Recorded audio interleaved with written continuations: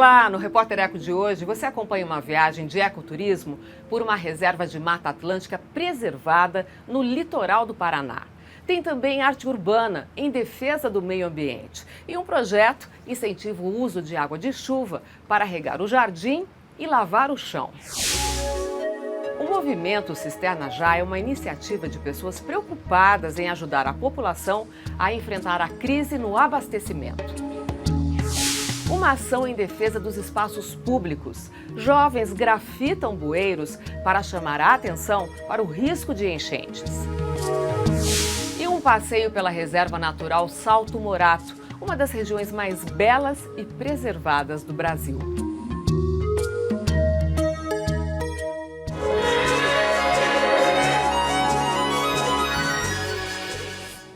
Grupos independentes propõem alternativas para driblar a crise hídrica. Uma dessas iniciativas é a do Movimento Cisterna Já, que ensina a recolher e usar a água da chuva, desde que não seja para beber ou cozinhar.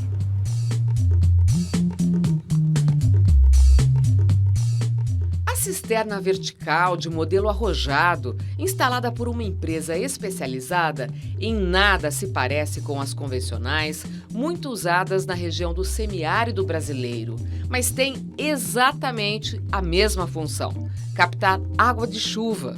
A dona da casa, que fica na região oeste da maior cidade brasileira, a jornalista Cláudia Visoni, envolvida em projetos de agricultura urbana, cultivo de alimentos orgânicos, agora participa de mais uma nova ação. O objetivo é ajudar o morador a enfrentar uma das piores crises hídricas da capital paulista. São Paulo tem menos disponibilidade hídrica per capita do que o semiárido. Então, assim, não adianta ter expectativa de que daqui a alguns meses essa crise vai passar. Essa crise veio para mudar muito fortemente a nossa relação com a água.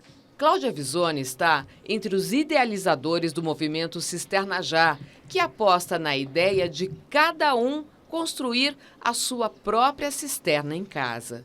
Esse movimento é feito por voluntários, não é ligado a nenhuma organização, não tem nenhuma estrutura por trás. Então a ideia da gente é passar o máximo possível de informação e tentar dar ajuda para quem quer montar a sua própria cisterna. Então, assim, algumas pessoas do movimento são da área técnica e têm dado algumas oficinas por aí. A gente coloca na página, né, que é o cisternajá.com, mas principalmente ali já está o manual de como construir uma mini cisterna.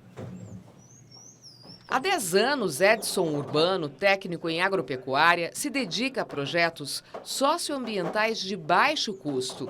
Ele desenvolveu um modelo de mini-cisterna doméstica que segue as normas técnicas e foi o escolhido pelo movimento. O próprio Edson ensina o passo a passo nas oficinas promovidas e divulgadas pelo Cisterna Já.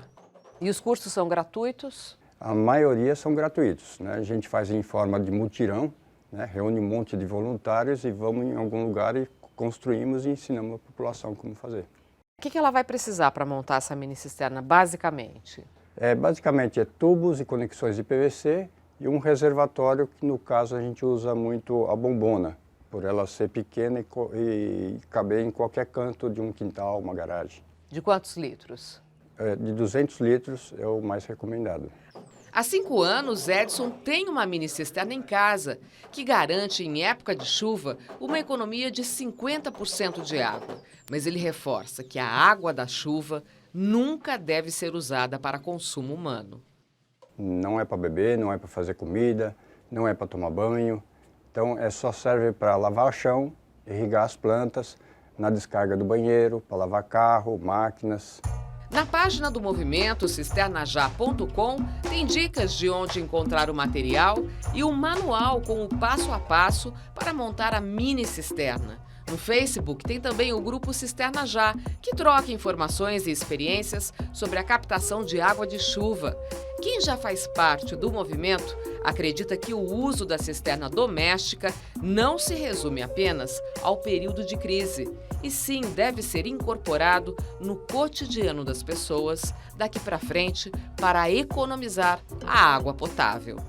que a gente pensa é que todo mundo vai precisar de cisterna. Escola, igreja, empresa, condomínio. Então a gente precisa começar essa transição para um novo modelo de manejo de água que tem a ver com usar as fontes locais, tem a ver com o reuso de água e tem a ver com a captação de água de chuva. Se a coisa não mudar, se o reflorestamento não voltar a estabelecer o ciclo da água, nós vamos passar por situações bem difíceis aí no futuro. Então, quem tem condições, em vez de fazer uma mini cisterna, faça uma cisterna maior. Quanto maior, melhor.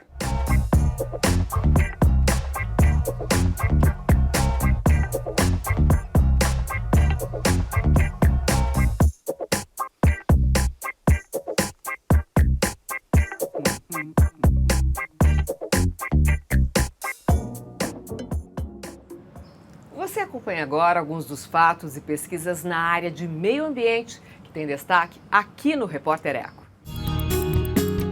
Uma névoa misteriosa em Marte intriga os cientistas.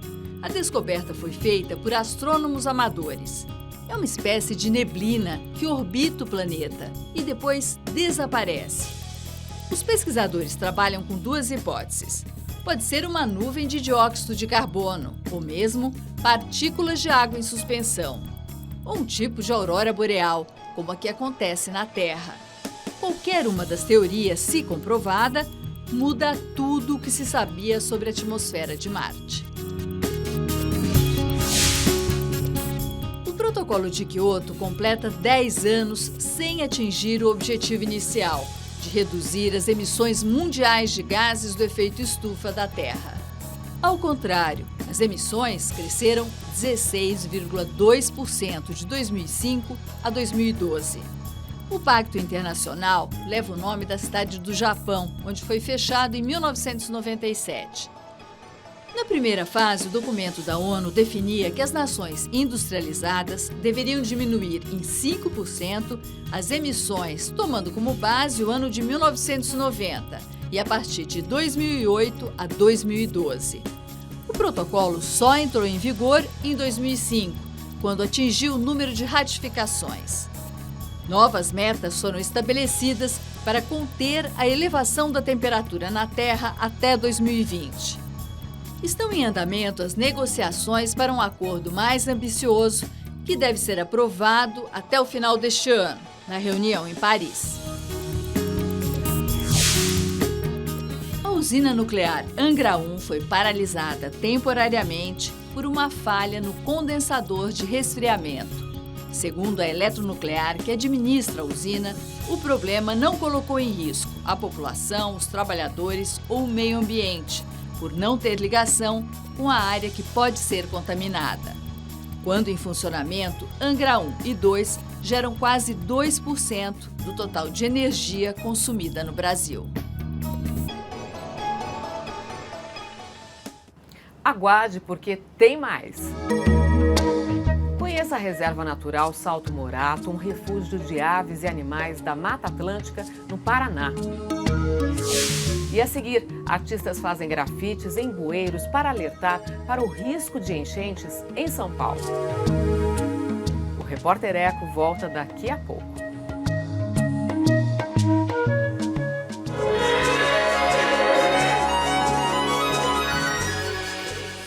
O grafite é considerado uma forma de arte urbana. Integrantes do projeto 6 e Meia inventaram um jeito criativo de alertar para a necessidade de manter limpas as ruas de São Paulo. Eles pintam os bueiros da cidade.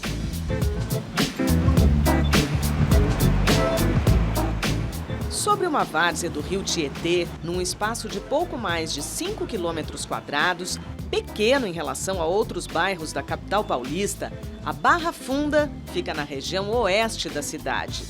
Antigo reduto operário, ocupado primeiro pelos italianos que trabalhavam na linha férrea e depois por migrantes do nordeste do país, é marcado hoje pelo ritmo frenético de ocupação dos grandes empreendimentos imobiliários e pela arte urbana, que ainda resiste. Os grafites estão nas paredes, mas também ganharam forma nas calçadas, marcando os bueiros que existem por aqui. A beirada da ciclovia está cheia de nuvens. Os moradores não sabem bem por quê. Ninguém vê, eles aparecem pintados de manhã. E o senhor não sabe o que isso significa? Não sabe, até hoje não sei o que significa. Os bueiros, que servem para escoar as águas das chuvas para as galerias situadas no subsolo, são fundamentais na Barra Funda. E o senhor estava me falando aqui que não basta limpar os bueiros. Tem que limpar as galerias, porque aqui é o fundo da bacia, que todas as águas que vêm lá de cima, se entupir, isso aqui enche tudo. Esta dupla de grafiteiros, que formou o coletivo 6 e Meia, decidiu chamar a atenção para a importância de manter limpos os bueiros para evitar enchentes, de um jeito bem humorado e criativo, usando tinta acrílica e pincel. Anderson, o São, e Leandro, o de la Fuente, nasceram no bairro e se conheceram na adolescência. Começamos a grafitar em 96, aí em 2006 nós ficamos um tempo meio ocioso porque tinha acabado a Copa do Mundo, aí ficamos olhando, refletindo sobre grafite, conversando sobre isso, e aí tivemos a ideia de fazer uma intervenção no bairro, uma intervenção que fosse diferente das paredes. Aí surgiu a ideia dos bueiros, que é um bairro que sempre sofria muito com enchentes e tem uma quantidade enorme de bueiros.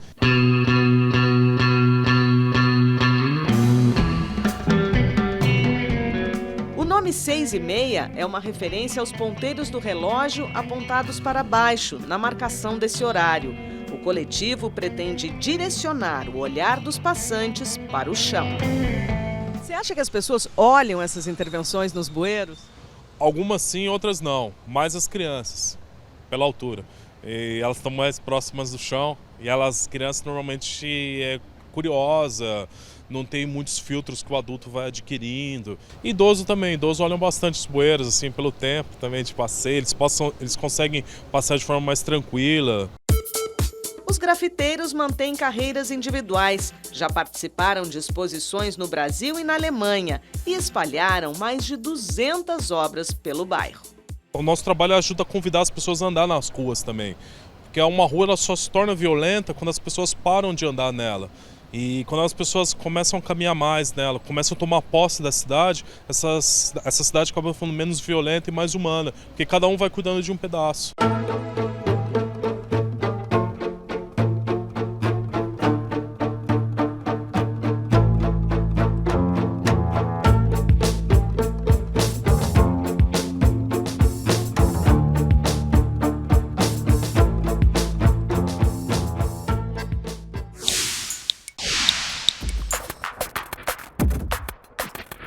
A Presidência da República e o Congresso têm divergido sobre o prazo a ser concedido aos municípios para acabarem com os lixões em seus territórios. O Congresso aprovou medida provisória que dava aos municípios mais 4 anos de prazo para tomarem essa providência exigida pela Política Nacional de Resíduos Sólidos, que ficou 20 anos em discussão. A Presidência da República vetou a prorrogação por 4 anos, por entender que bastariam 2 anos. Com 4 ou 2 anos, os lixões continuam em mais de metade dos municípios brasileiros e são uma calamidade.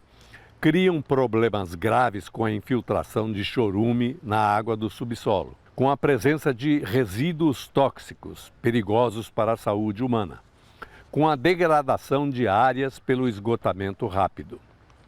Já geramos a cada dia mais de 250 mil toneladas de lixo domiciliar e comercial, mais de 1 quilo por pessoa por dia, fora os entulhos de construções que vão na quase totalidade para aterros e lixões.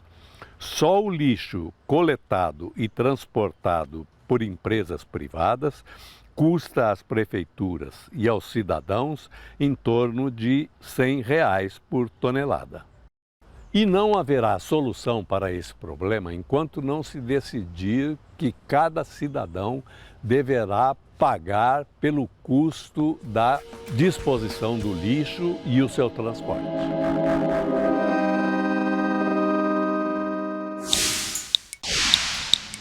chegou a hora do vídeo que a gente escolheu para você na internet.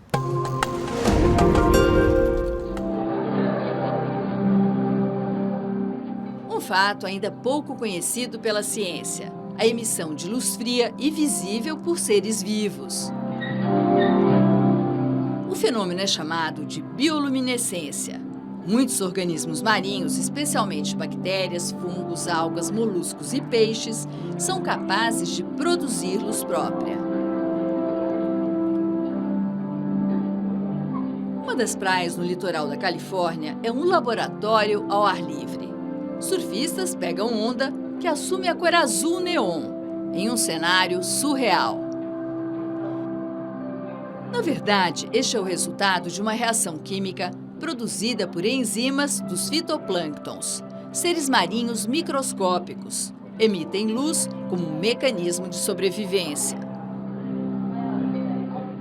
Um mergulho nas profundezas dos oceanos revela uma enorme quantidade de criaturas com formatos diferentes, que se movimentam e liberam efeitos luminosos, como em um filme de ficção científica. A função biológica da bioluminescência é motivo de pesquisas. Em muitos casos, parece servir como sinalização entre animais de sexo diferente. Há exemplo do que acontece com o vagalume, em que a fêmea escolhe o parceiro pela sequência de luz intermitente. Em outras espécies, a função pode ser a de atrair ou confundir uma presa. O fenômeno da emissão de luz não acontece com os animais vertebrados de vida terrestre, como os anfíbios, aves, répteis e mamíferos, e muito menos com os seres humanos. Mas estudos em andamento sobre as origens e funções desse mecanismo da natureza poderão, quem sabe no futuro, gerar o desenvolvimento de uma nova fonte de energia renovável e útil para a humanidade.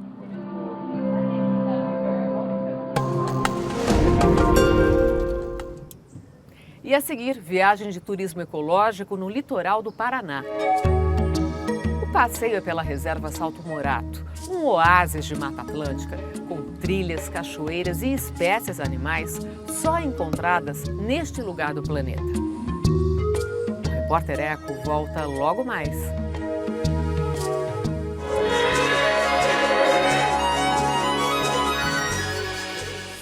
Uma viagem de ecoturismo a uma área preservada de Mata Atlântica. Você vai visitar agora a reserva de Salto Morato, no Paraná, uma região onde é possível ver espécies raras, como o papagaio da cara roxa.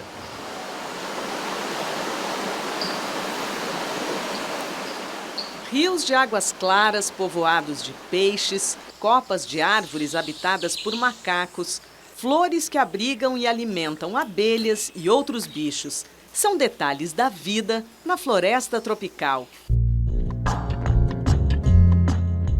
Um grande trecho do nosso país foi coberto pela Mata Atlântica exatamente como se vê aqui. Parece tudo igual, mas os tons de verde revelam a variedade de espécies de árvores. Regiões naturais como esta garantem ar puro, água de qualidade, clima ameno. A Reserva Natural Salto Morato, da Fundação Grupo Boticário de Proteção à Natureza, tem mais de 2.300 hectares. É um exemplo de fragmento bem conservado de uma das regiões naturais mais ricas em biodiversidade do planeta e mais ameaçadas também.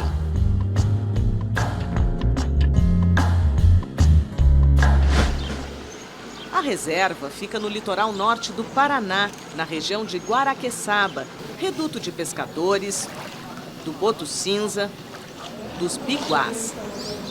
O município tem cerca de 7.700 habitantes. Está inserido numa área de proteção ambiental.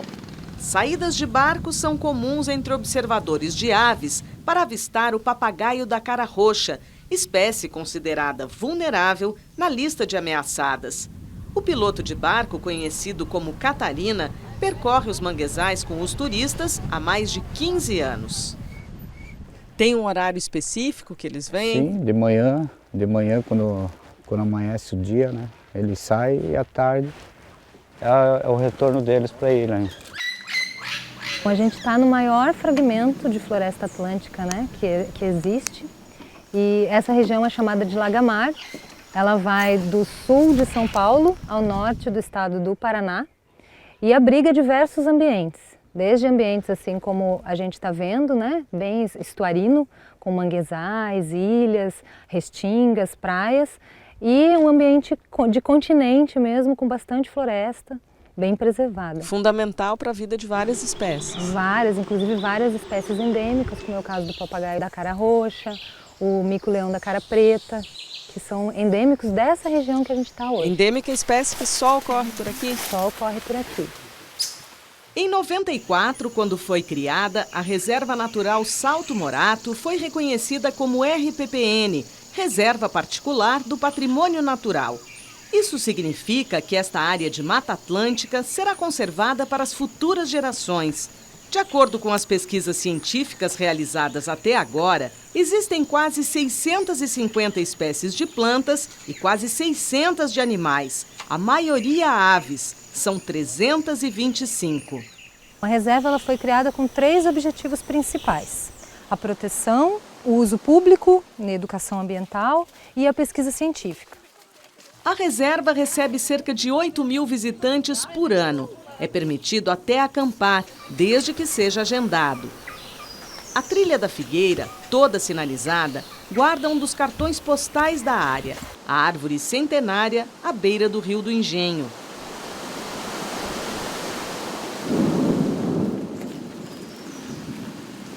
Foi preciso esperar passar a chuva forte, que trouxe vida à floresta, para conhecer o Salto Morato, queda d'água que dá nome à área protegida. Nem o tempo nublado diminuiu o prazer de contemplar este lugar raro, cheio de força e energia da água limpa.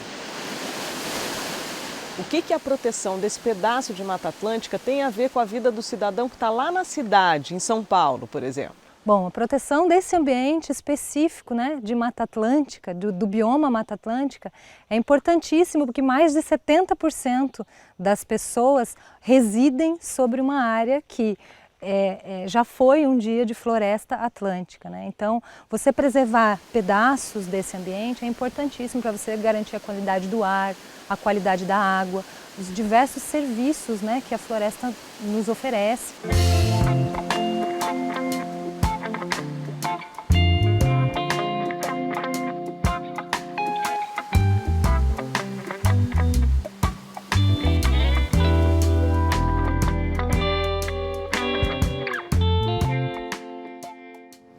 Se você quiser rever as reportagens, entre no nosso site. Anote os endereços na internet. cmais.com.br/repórtereco. No Facebook é só curtir a página facebook.com/repórtereco. E o programa de hoje encerra com uma frase de Nise da Silveira, a psiquiatra brasileira, discípula de Carl Jung, que humanizou o tratamento de doentes mentais. Todo mundo tem um pouco de loucura. Vou lhes fazer um pedido. Vivam a imaginação, porque ela é a nossa realidade mais profunda. A gente se encontra no próximo Repórter Eco. Até lá!